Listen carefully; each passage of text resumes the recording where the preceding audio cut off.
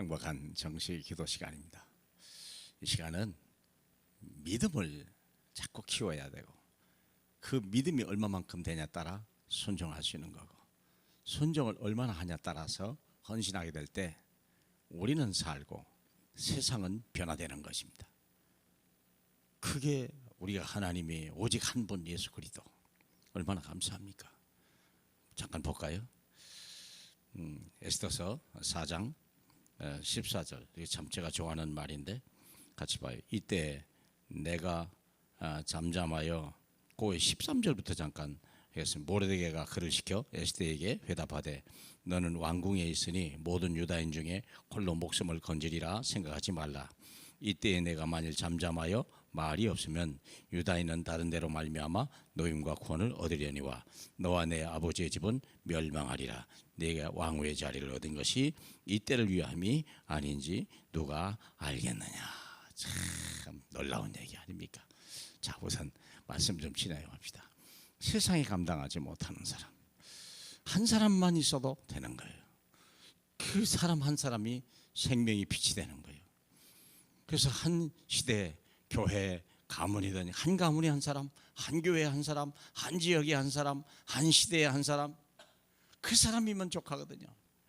그게 이제 생명의 빛이 되고 모델이 되는 거예요. 다니엘서 바벨론 시대에 어떤 세상을 감당하지 못한 사람이 누가 있었을까? 다니엘 세 친구가 있었어요. 다니엘서 3장 8절 23절에 보니까 큰 우상을 만들고 거기에 절하는 자는 살려주고 그 사람은 불에 태워 죽인다. 이런 무시무시한 왕의 명령이 나오는데 세 사람은 안 했어요. 왜 그러냐? 하나님이 이스라엘 백성이 왜 멸망했는지 아는 거예요. 그들이 포로되면서 왜 이 나라가 내 민족이 고통을 당하는가? 하나님을 떠나서 하나님의 말씀을 버렸다는 것, 하나님의 뜻이 뭔지를 모르고 사람의 생각대로 살았다는 걸 알기 때문에 이 젊은 새 청년은요, 내가 비록 포로로 끌려왔지만 나는 그렇게 할 수 없다.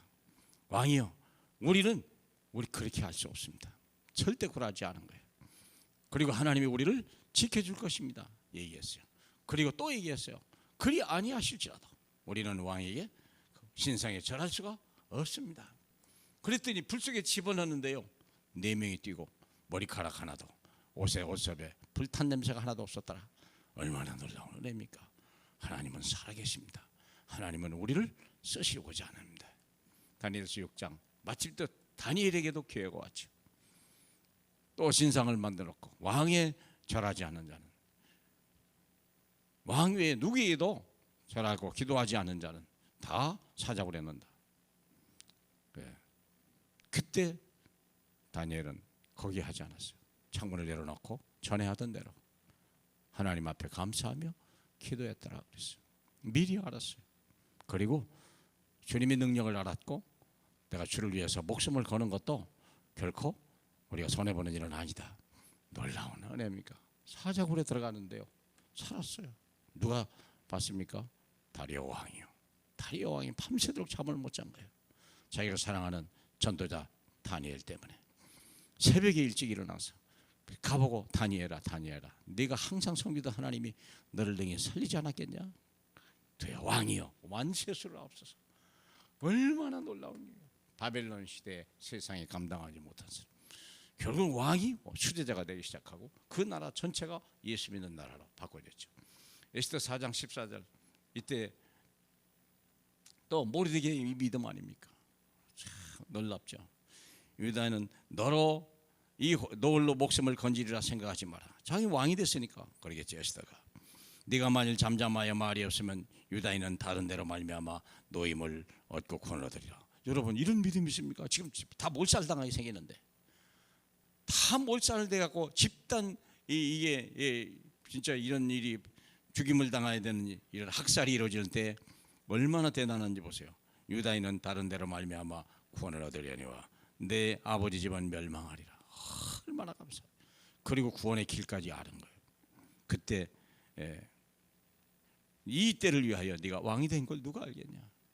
여호와 여러분이 가지고 있는 여러 가지 재능과 직분과 권세가 하나님 나라를 위하여 쓰임받는 그런 역사가 있기를 바랍니다. 그때 또 에스더가 얘기하죠.